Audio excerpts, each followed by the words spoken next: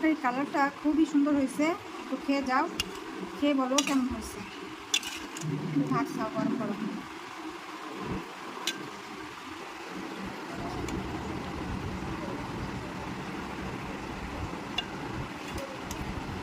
মেয়ের জন্য বেড়ে নিচ্ছি।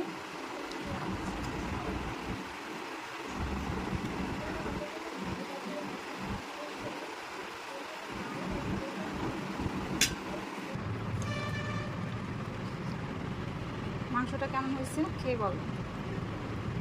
মাংসটা কিন্তু এমনিতে অনেক মজা, তাই না? শারিকা অবশ্য আগেই টেস্ট করছে।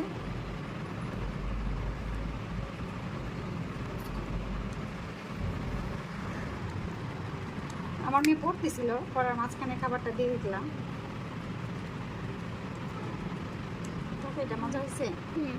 মাংসটা অবশ্য বাচ্চারা এমনি তো পছন্দ করে, কবুতরের মাংস একদম জুসি জুসি, তাই না?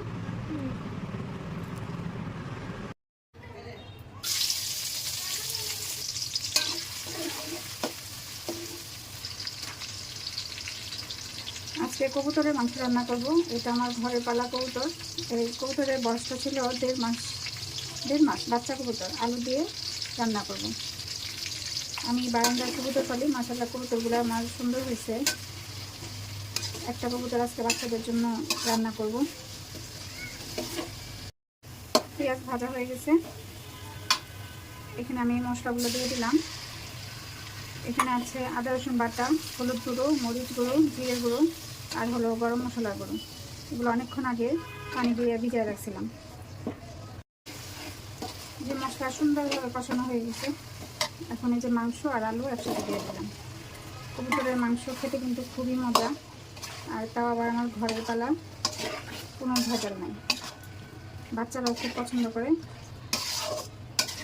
এখন মাংস আর আলু একসঙ্গে সুন্দরভাবে কষায় নেব। আরেকদিনও রান্না করছিলাম, মাংসগুলো এত টেস্ট।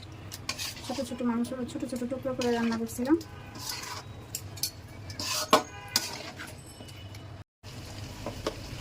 এখন দিয়ে দিলাম স্বাদ মতো লবণ।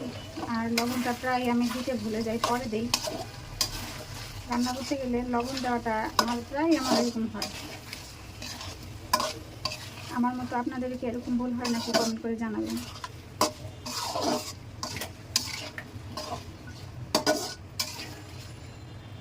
মাংস আর আলু কষানো হয়ে গেছে, এই যে একদম ভাজা ভাজা হয়ে গেছে। এখন ঝোল দিয়ে দেব। আর তেলটা আমি একটু বেশি দিয়ে দিয়েছি। ঝোল বেশি দেবো না।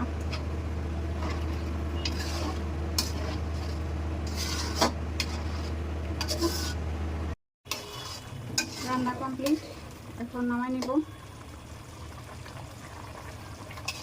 হালকা ঝোল ঝোল রাখলাম, লবণ ঠিক আছে। এখন শুধু একটু জিরে গুঁড়ো দিয়ে নামাই নেব।